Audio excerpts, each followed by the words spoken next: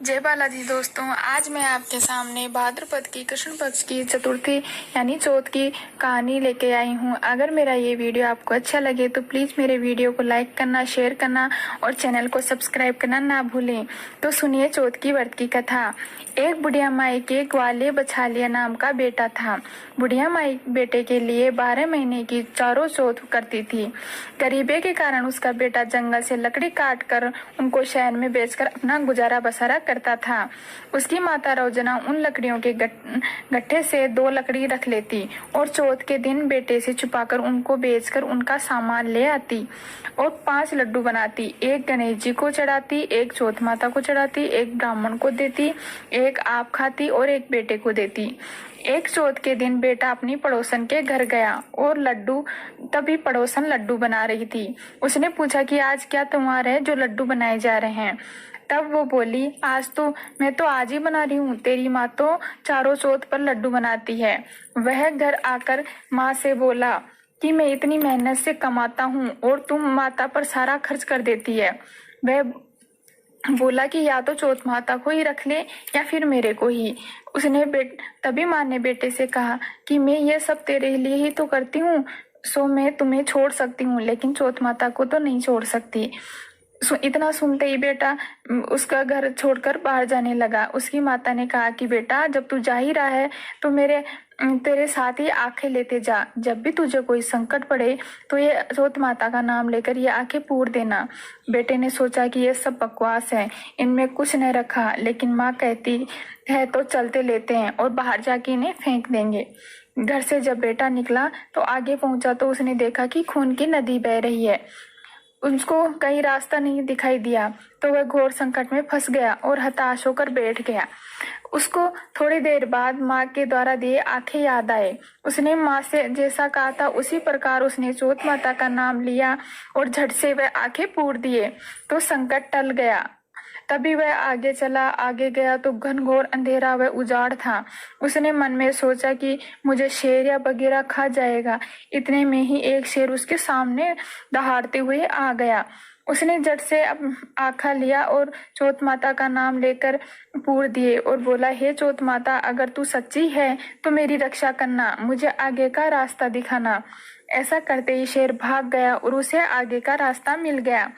वह चलते चलते एक राजा की नगरी में पहुंचा। तभी उसने ये देखा कि एक बूढ़ी औरत रोते हुए लड्डू बना रही है।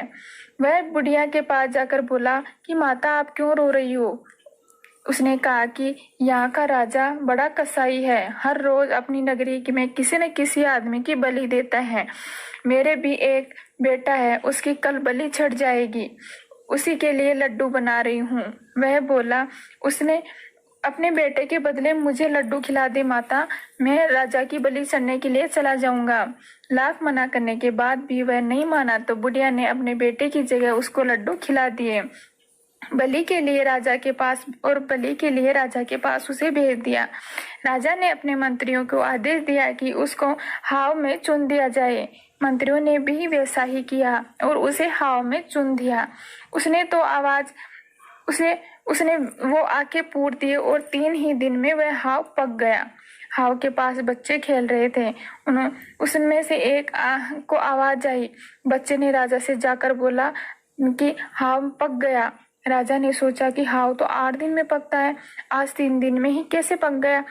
जाकर देखा तो सोने चांदी के कलश हो गए और अंदर से आवाज आई कि भाई धीरे धीरे उतारो, अंदर मैं भी बैठा हूँ।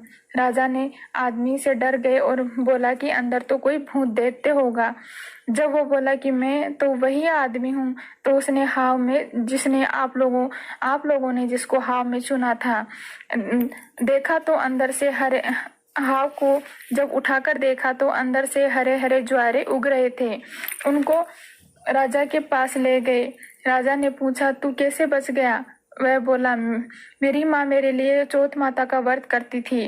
जब मैं घर छोड़कर रवाना हुआ तो उसने मुझे आंखें दिए थे, सो मैं वही आंखें पूर कर बैठ गया और मेरा बाल भी बांका नहीं हुआ और मैं बच गया। लेकिन राजा ने इस बात को झूठी ही मानी और कहा कि तुझे सांका से बांधकर घोड़े पर बिठाकर शहर में घुमाया जाएगा। घुमाया जाएगा। मैं सच्ची चौथ माता को तभी मानूंगा जब सांकल तेरे से खुलकर मेरे में बंध जाएगी। वो आंखें पूर कर बोला, चौथ माता जब दिखा तेरा चमत्कार, झट से सांकल खुलकर राजा के बंध गई।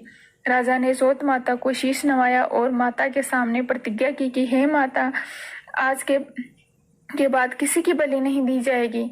मैं जिंदगी भर तेरी पूजा करूंगा। राजा को सद्बुद्धि आ गई और लड़के को धन्यवाद देते हुए अपनी पुत्री की शादी कर दी और दहेज में खूब धन दौलत देकर घर से विदा कर दिया।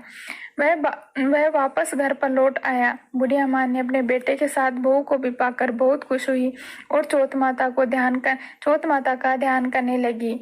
हे माता, ये तेरा ही प्रताप है कि मेरा बेटा, रूठा हुआ बेटा वापस आया, घर लौट आया। हे माँ, जिस तरह मुझे मेरे बेटे से मिलाया, धन दौलत के भंडार भरे, उसी प्रकार सभी भक्तों की मनोकामना पूर्ण करना। जय चौथ माता की।